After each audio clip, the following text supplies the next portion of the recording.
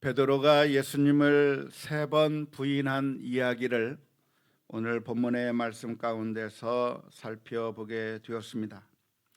예수님을 체포해서 대제사장의 집으로 끌어가게 되었을 때 다른 대부분의 제자들은 도망가고 말았지만 베드로는 예수님이 재판받는 그 대제사장의 집 뜰 안까지 몰래 잠입하는 데 성공하게 되었고, 그리고 그 마지막 순간을 지켜보는 그런 열정을 이 베드로가 보여주게 되었습니다.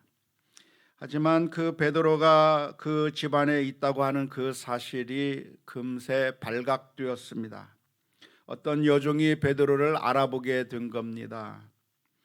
이 사람도 그와 함께 있었도다라고 이야기할 때 그 이야기를 들은 베드로는 얼마나 당황스러웠겠습니까?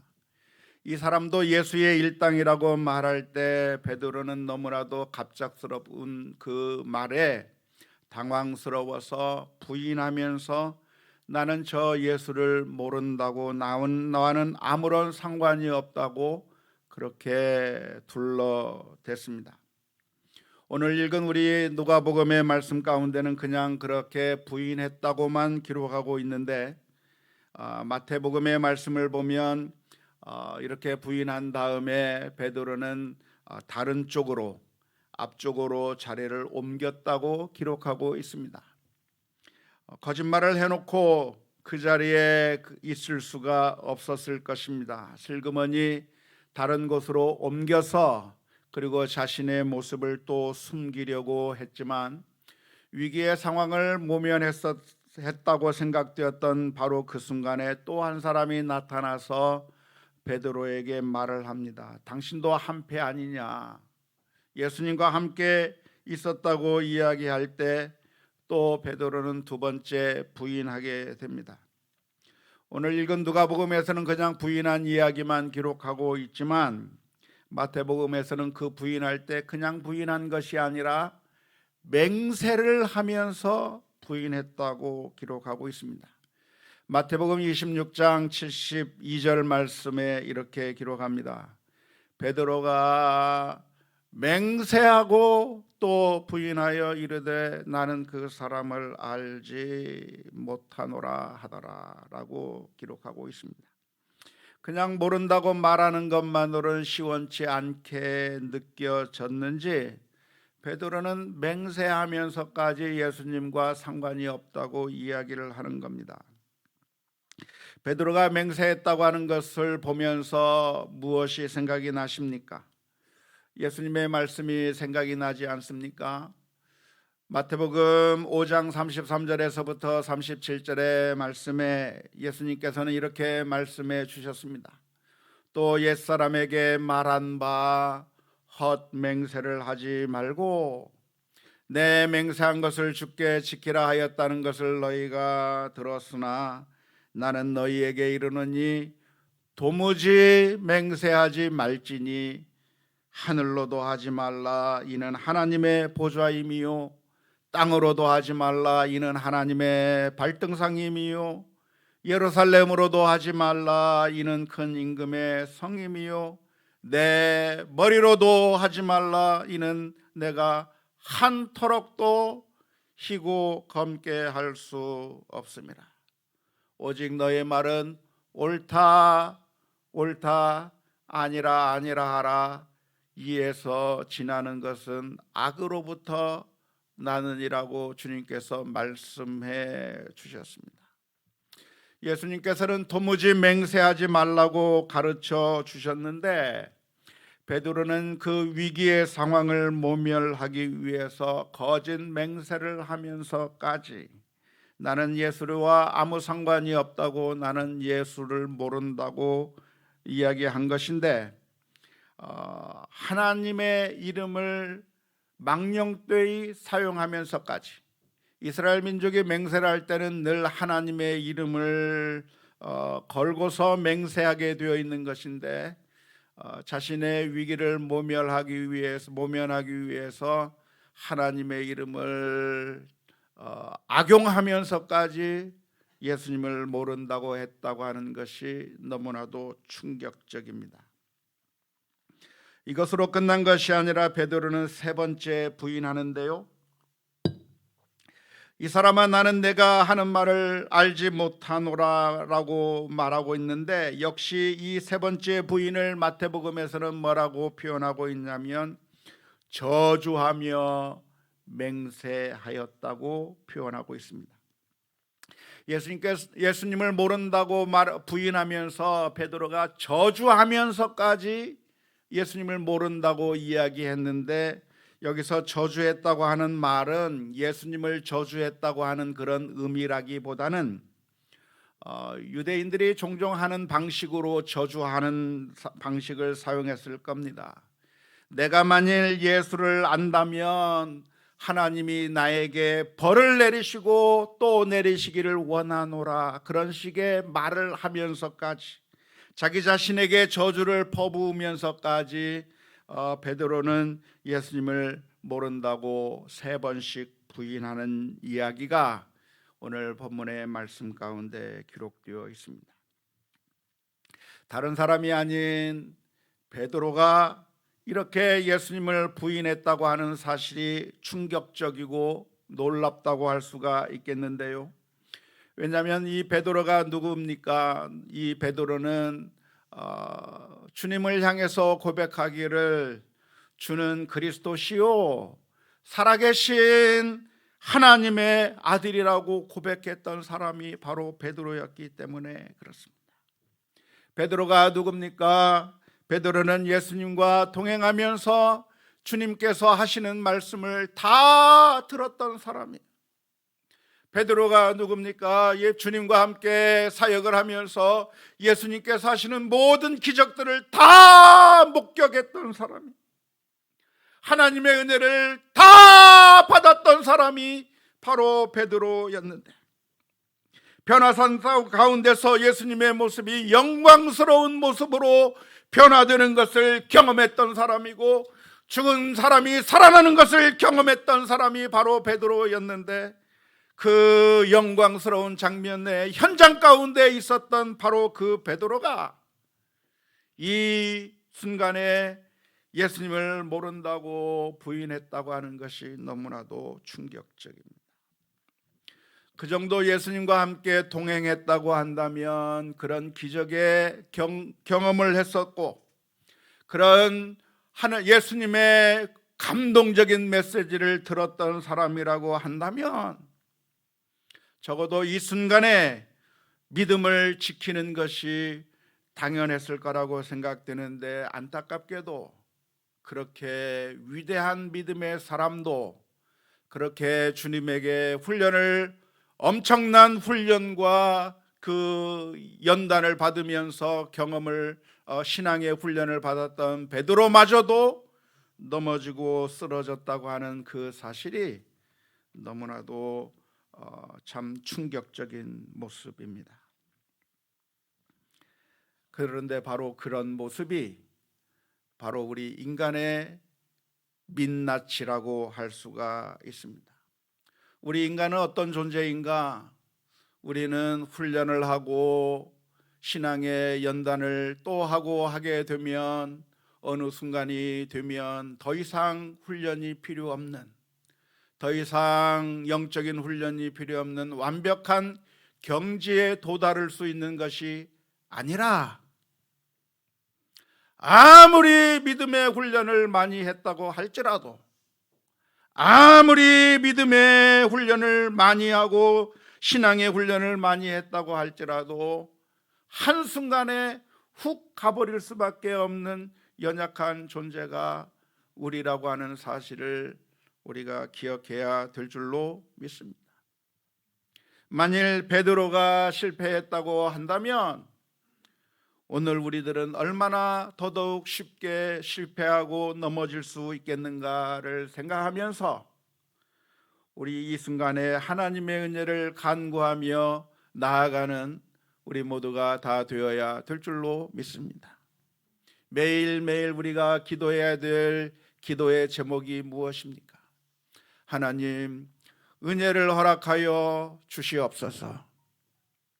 매일 아침마다 일어나면서 우리가 제일 먼저 기도해야 될 기도의 제목이 무엇입니까? 하나님, 연약한 죄인이오니, 쓰러질 수밖에 없는, 무너질 수밖에 없는 사람이오니 주님, 하나님의 은혜를 오늘 또 허락하여 주옵소서. 조그만 말 한마디에, 조그만 사건 하나에, 이 세상에서 내 주변에서 일어나는 그 사건 하나들 때문에 마음이 무너져 버리고 믿음에서 떨어져 나가는 그런 연약한 인생이 되지 않도록 그 순간에 이 세상의 길로 걸어갈 것이 아니라 주님께서 원하시는 것이 무엇인지 분별하고 그 말씀대로 살아갈 수 있도록 하나님 저에게 은혜를 내려 주시옵소서.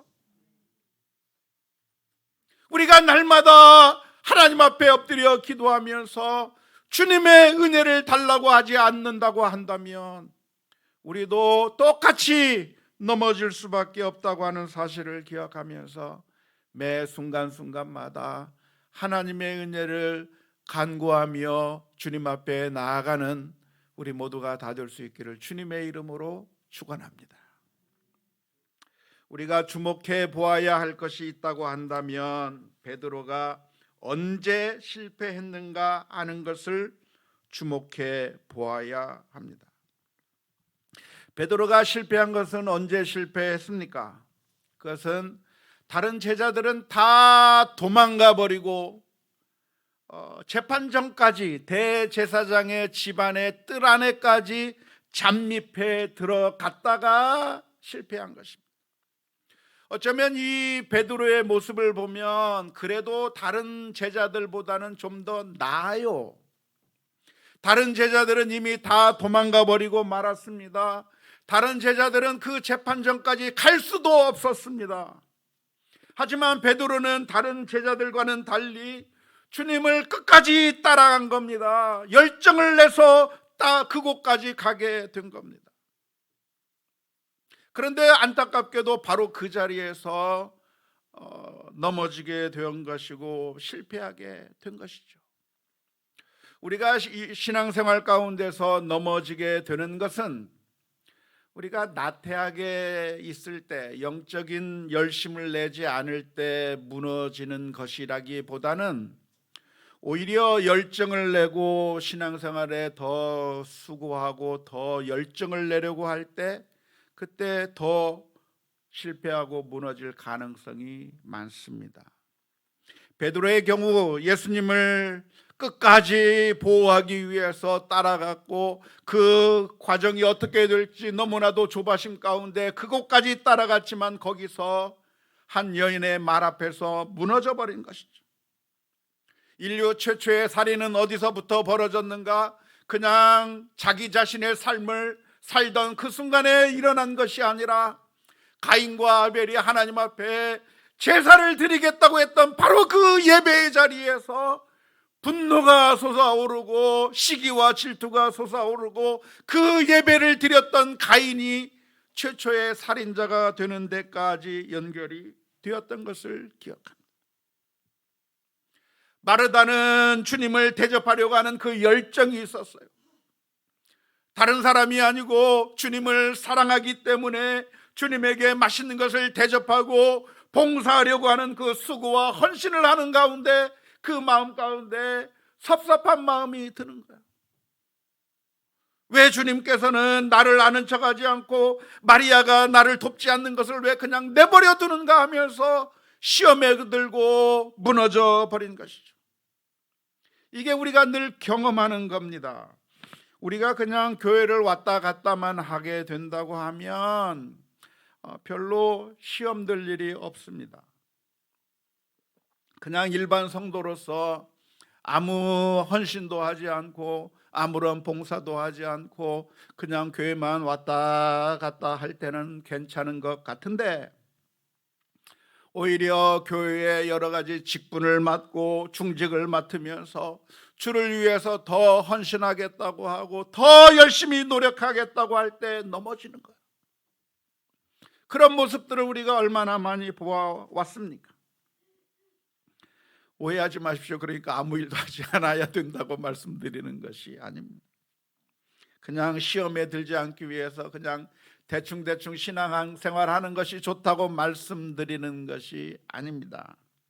이런 말씀을 드리는 이유가 있다고 한다면 우리에게는 죄악을 범하는 실패하는 것에서부터 면역되는 단계가 없다고 하는 사실을 말씀드리는 것입니다. 한 단계 더 높은 신앙의 경지로 들어가고 이제는 목회자의 길로 들어가고 이제는 내가 장로의 길로 들어가고 이제는 내가 권사의 길로 들어가면 더 이상 아무런 죄를 짓지 않는 그런 완벽한 보호받는 자리로 들어갈 수 있는 것이 아니라 오히려 그 자리에 있을 때 더 열정을 내려고 할 때 더 쉽게 무너질 수 있다고 하는 사실을 기억하면서 선줄로 생각하는 자는 넘어질까 조심하라고 하신 그 주님의 말씀을 오늘 우리가 분명하게 기억해야 될 줄로 믿습니다. 베드로는 왜 넘어졌습니까? 수많은 설교자들은 말하기를 기도하지 않았기 때문에 넘어졌다고 그렇게 분석하곤 합니다. 예수님께서는 제자들을 향해서 말씀하시기를 시험에 들지 않게 기도하라 그렇게 부탁했지만 안타깝게도 겟세마네 동산 가운데서 쿨쿨 잠만 잤기 때문에 결국 넘어졌다고 그렇게 분석하는데 어쩌면 맞는 말일 것이라고 생각이 듭니다. 아무리 믿음이 뛰어난 사람이라고 할지라도 기도 없이 이겨낼 수 있는 장사는 없기 때문에 그렇습니다. 하지만 무엇보다도 이 베드로가 무너져 버린 이유가 있다고 한다면 그것은 주님보다도 내가 더 소중했기 때문에 그렇습니다. 나에게 있어서 가장 중요한 것이 무엇인가? 그것이 바로 우리들의 우상이 될 것인데 주님보다도 내 목숨이 더 소중하게 생각되는 그 순간 우리는 실패할 수밖에 없는 겁니다. 예수님께서 이렇게 말씀해 주셨습니다. 누가복음 14장 26절 27절의 말씀에 물은 내게 오는 자마다 자기 부모와 처자와 형제와 자매와 더욱이 자기 목숨까지 미워하지 아니하면 능히 내 제자가 되지 못하고 누구든지 자기 십자가를 지고 나를 따르지 않는 자도 능히 내 제자가 되지 못하리라고 말씀해 주셨는데 베드로의 그 마음 가운데 주님보다도 자기 목숨이 훨씬 더 소중하게 느껴지게 되는 그 순간 그 위험 앞에서 예수님을 부인할 수밖에 없게 된 것이죠. 어쩌면 이것이 가룟 유다의 죄와 똑같아요. 예수님이 더 소중하냐 은전 30이 더 소중하냐라고 하는 그 상황 가운데서 가룟 유다가 은전을 선택하게 된 것처럼 이 베드로의 마음 가운데서도 예수님이 더 중요하냐 내 목숨이 더 중요하냐라고 하는 그 상황 가운데서 자신의 목숨이 훨씬 더 소중하다고 생각했기 때문에 넘어져 버린 것이죠. 우리가 늘 신앙생활하면서 넘어지는 이유가 어디에 있습니까? 신앙생활하면서 늘 시험에 넘어지고 늘 좌절하게 되는 경우가 많이 있게 되는데 그때마다 문제가 무엇이냐면 내가 살아있기 때문에 넘어지는 거예요.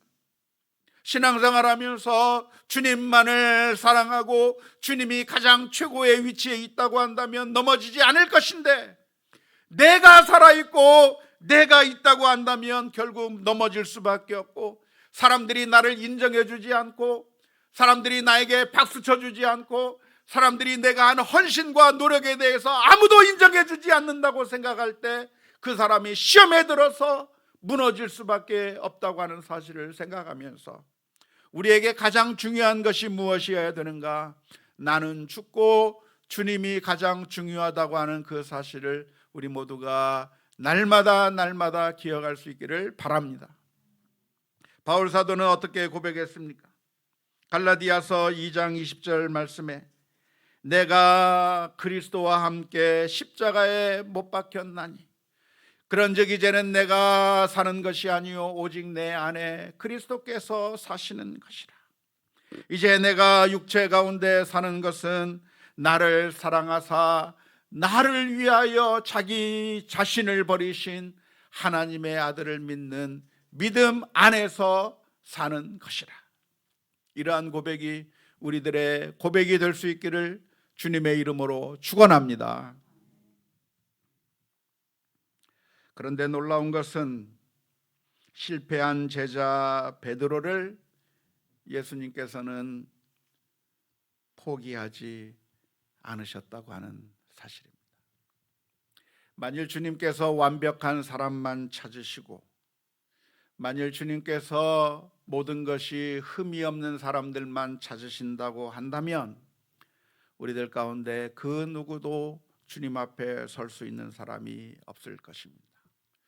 하지만 주님께서는 놀랍게도 자기 자신을 모른다고 부인했던 이 베드로를 사랑하셨고 그를 위해서 닭 울음소리를 준비해 주셨습니다. 예수님께서 예언하신 것처럼 닭이 울기 전에 내가 나를 3번 부인하리라고 말씀해 주셨고, 그리고 베드로가 이 3번 부인하게 되는 바로 그 순간에 닭 울음소리가 들리게 하셔서 베드로는 그 순간에 회개하고 눈물을 흘리며 주님 앞에 엎드리게 되었습니다. 오늘 본문의 말씀을 보면 이 순간에 예수님의 눈과 베드로의 눈이 부닥친 거예요. 나는 예수님을 모른다고 말하는 그 순간에 주님께서 자신을 바라보는 그것을 바라보게 되었고, 또한 닭 울음소리가 우는 그 모습을 바라보게 될 때 베드로는 통곡하면서 밖에 나가 심히 울었다고 오늘 성경 말씀은 기록하고 있습니다. 베드로는 그 닭 울음소리를 들을 때 그 닭 울음소리가 자기 자신을 향해서 들려주시는 주님의 음성으로 듣게 되었고, 그 순간에 주님 앞에 엎드려 회개하게 된 것이죠. 닭 울음소리라고 하는 것이 무엇입니까? 닭 울음소리라고 하는 것은 아무것도 아니에요. 그냥 매일매일 들리는 울음소리가 닭 울음소리입니다. 어렸을 때 시골에 살았던 적이 있었는데요, 그 시골에 있을 때 보면 새벽녘마다 늘 닭이 우는 것을 들었습니다. 아마 베드로의 경우도 마찬가지일 겁니다. 어제도 닭 울음소리가 울었을 것이고 그제도 닭 울음소리가 울었을 것이고 매일 새벽마다 우는 그 닭 울음소리, 그 똑같은 소리인데 놀랍게도 그 닭 울음소리를 들을 때 베드로는 주님의 말씀이 생각이 났고, 그 말씀이 생각이 날 때 자기 자신을 돌아보면서 회개하며 통곡하며 울게 되었습니다. 닭 울음소리라고 하는 것은 다른 사람들에게는 아무 의미가 없는 소리일 것입니다. 농부들에게 닭 울음소리라고 하는 것은 새로운 한날이 시작되었으니 이제 일어나 밭에 나가서 일해야 된다고 하는 그런 소리로만 들릴 것입니다. 파수꾼들에게 닭 울음소리라고 하는 것은 이제 시간이 다 되었으니, 교대 시간이 되었으니 이제 내 시간은 끝났고 쉬는 시간이 되었다고 하는 그런 의미로 들리게 될 겁니다. 시인에게 닭 울음소리라고 하는 것은 그저 시상을 떠올리게 하는 소리가 될 것이고, 화가에게 닭 울음소리라고 하는 것은 그림을 그릴 수 있는 하나의 영감처럼 느껴질 것입니다. 그런데 베드로에게 이 닭 울음소리라고 하는 것은 주님의 사랑의 음성으로 들리게 된 것이죠. 우리 주님께서 우리들을 향해서 베드로에게 닭 울음소리를 준비해 주셨던 것처럼 우리 모두에게도 주님께서는 다른 사람들은 깨달을 수 없는 나만이 깨달을 수 있는 하나님의 음성을 준비해 주셨습니다. 그래서 그런 소리들이 우리 주변에 널려 있게 될 텐데요, 하나님께서는 성경을 통해서 말씀하시기도 하지만 우리 주변에서 일어나는 사건이나 우리 주변에서 만나는 사람이나 우리가 경험하는 그런 일들을 통해서 하나님의 메시지를 깨닫게 만들어 주셨는데, 그런 순간에 그냥 애써 외면하면서 아무것도 아닌 양 그냥 외면하면서 지나칠 것이 아니라, 그 닭 울음소리를 들을 때 하나님께서 우리에게 말씀해 주시는 것이 무엇인지 분별하고 그 앞에 회개하며 나아가는 우리 모두가 다 될 수 있기를 주님의 이름으로 축원합니다. 저는 종종 설교를 하면서 설교가 끝난 뒤에 어떤 분들이 이런 이야기를 하는 소리를 종종 듣습니다. 목사님, 오늘 하신 설교는 목사님이 꼭 저 들으라고 설교를 저를 타겟으로 정해놓고 설교하신 것 같아요. 그렇게 말씀하시는 분들이 종종 있습니다. 그건 제가 일부러 타겟을 해서 설교를 했기 때문이라기보다는 주님께서 그 성도님의 마음 가운데 은혜를 베풀어 주셔서 들을 수 있게 만들어 주셨기 때문에 그렇게 느낀 것이라고 생각이 됩니다. 다른 사람에게는 아무 의미가 없는 닭 울음소리도 베드로는 그 닭 울음소리를 들으면서 하나님의 사랑을 생각해냈고 주님께서 하신 말씀을 기억하게 만들어 주었던 것처럼, 그래서 회개하는 심령으로 통곡하며 나아갈 수 있는 것처럼, 똑같은 설교를 한다고 할지라도 하나님께서 은혜를 베풀어 주신다고 한다면 그 설교가 자기 자신을 향해서 들려주시는 그런 은혜의 메시지로 들리게 될 줄로 믿습니다. 그게 은혜고 그게 하나님께서 사랑해 주시는 표시일 거라고 생각이 드는 것이고, 들을 수 있는 귀를 가진 것이 복이 되는 줄로 믿습니다. 어떤 때는 제가 설교를 망쳤다고 생각될 때가 종종 있습니다. 준비를 했는데 제대로 논리도 안 맞는 것 같고 진행도 제대로 잘 짜지도 못했고, 그래서 완벽하게 준비하지 못한 설교를 가지고 설 때부터 뭔가 자신감이 없어서 설교를 잘하지 못할 때가 있고, 어떤 때는 마이크 시스템이 협조를 안 해서 하는 내내 힘들어서 땀만 뻘뻘 흘리다가 내려올 때도 있고, 어떤 때는 온풍기에 막 따뜻한 바람이 막 저한테 막 와가지고 너무나도 힘들어서 그날은 내가 설교를 완전히 망쳤구나 생각하면서 고개가 푹 숙여져서 어떻게 성도님들하고 인사하나 하면서 그렇게 불안한 마음으로 나가서 성도님들을 맞이할 때도 있는데, 그런데 놀랍게도 그런 날 따라 어떤 분이 저에게 목사님 오늘 은혜 많이 받았어요 말해주는 때가 종종 있습니다.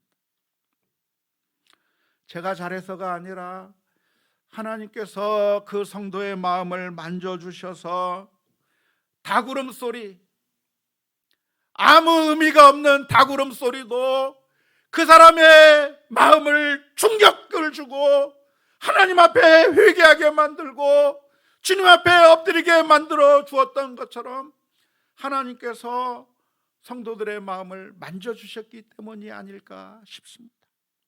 그래서 저는 강단에 설 때마다 기도하는 기도의 제목이 있다고 한다면, 하나님, 완성되지 못한 설교고 부족한 설교고 말주변이 없어서 늘 말이 헛나오는 그런 설교인데, 하나님, 우리 성도들에게 필요한 말씀으로 들리게 하여 주옵소서. 그래서 낭망한 자가 하나님의 말씀을 들으면서 힘을 얻게 해 주옵소서. 죄를 지었던 자가 하나님의 말씀을 듣고 회개하게 하여 주옵소서. 하나님, 필요한 음성으로 들려주셔서 주님을 더욱더 신뢰하는 결단 있게 하여 주옵소서. 기도하면서 이 자리에 설 수밖에 없습니다.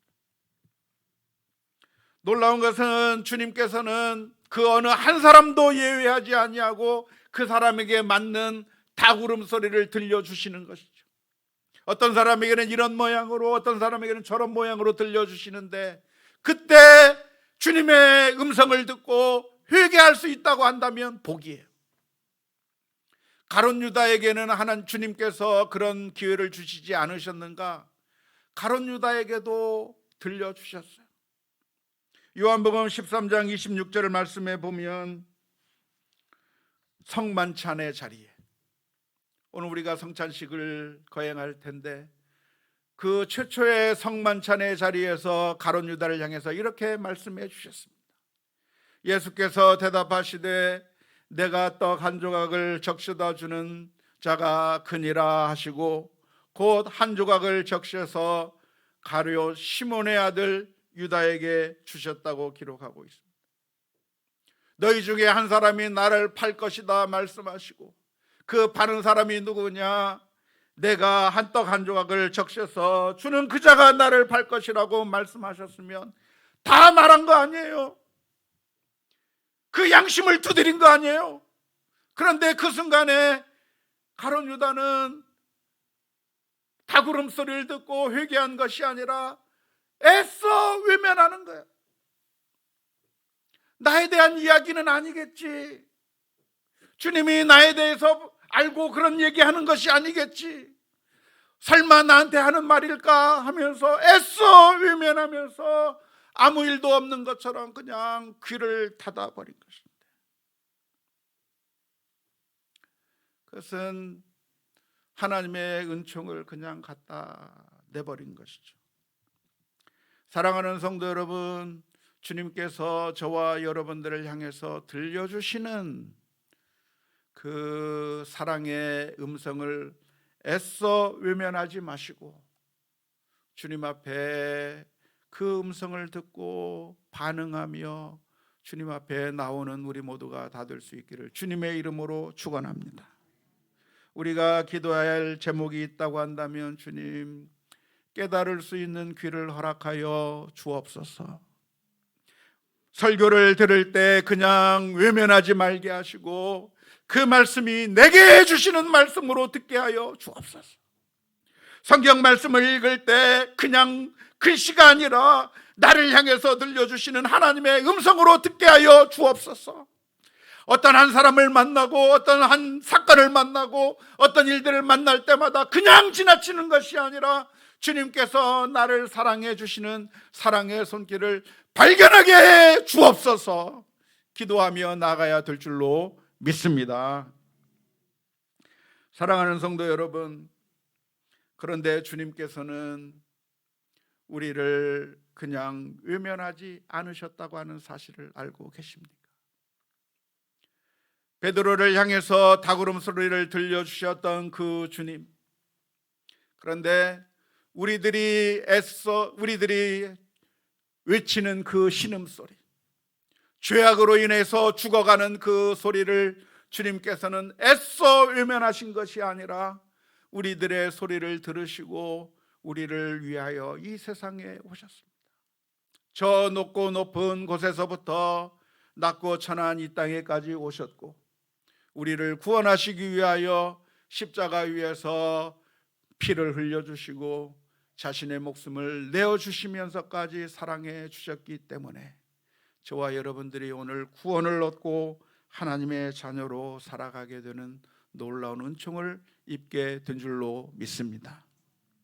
오늘 우리가 성찬 예식을 거행하게 되는 것은 하나님이 우리를 버리신 것이 아니라 사랑하셨고 우리는 늘 죄악으로 인해서 각기 제 길로 갔고 우리들의 더러운 죄 가운데 살아갔지만 하나님께서는 버리지 아니하시고 우리를 위해서 모든 것을 내어주셨다고 하는 사실을 기억하면서 성찬 예식을 참여하게 될 텐데 이 예식에 참여하는 가운데 주님의 사랑을 다시 한번 먹고 마시며 느끼는 우리 모두가 다 될 수 있기를 주님의 이름으로 축원합니다.